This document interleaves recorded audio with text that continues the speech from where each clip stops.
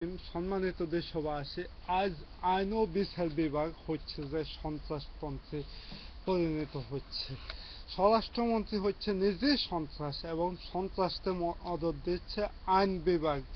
আইন বিভাগে আজকে নিজস্ব কোনো গতি নেই, এমনকি সন্ত্রাসদেরকে সহযোগিতা করতেছে।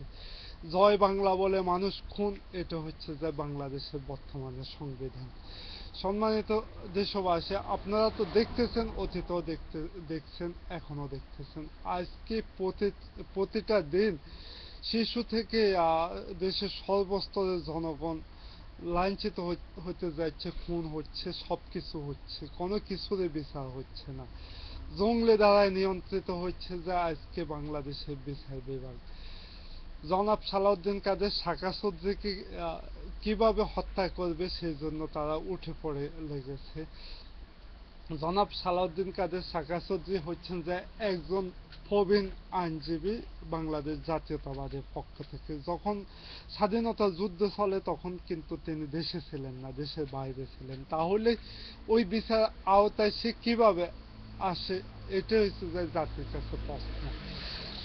এমনকি ব্রিটিশ সাংবাদিক নেতা অনেক প্রশ্ন করেছেন, অনেক কিছু করেছেন, তার কোনো জবাব আজ পর্যন্ত আসেনি। আজ আজকে জঙ্গলেরা যাই বলবে তা হচ্ছে যে দেশের আইন, জল্লাদরা হচ্ছে যে দেশের বিচারক। আজকে আইন এবং বিচার বিভাগকে এভাবে হেয় করা হয়েছে, এটা জাতির জন্য কলঙ্ক। সম্মানিত দেশবাসী, আপনাদেরকে দেশ নেত্রী বেগম খালেদা জিয়া বলেছেন, ইশাকা ইতিহাসের শ্রেষ্ঠ ভূঁইয়া, ভালো ভূঁইয়া, শ্রেষ্ঠ ভূঁইয়া ইশাকা যেভাবে দেশ এবং জাতিকে রক্ষা করার জন্য পুরা আকারে তলোয়ার নিয়ে প্রস্তুত থেকেছে এবং তলোয়ার হাতে তুলে নিয়েছে। কিন্তু আমাদের সেরকম অবস্থান, সেরকম সময় এসে গেছে। আমরা অনেক বৃহৎ এবং ক্ষুদ্র নেতৃবৃন্দ, দেশপ্রেমিক অনেক নাগরিক হারিয়েছি। কেউ কাঁদতেছে বাবার জন্য, কেউ কাঁদতেছে ছেলের জন্য। এ হচ্ছে যা বাংলার বোবা কান্না। আর কত দেখবো, আর সহ্য হচ্ছে না।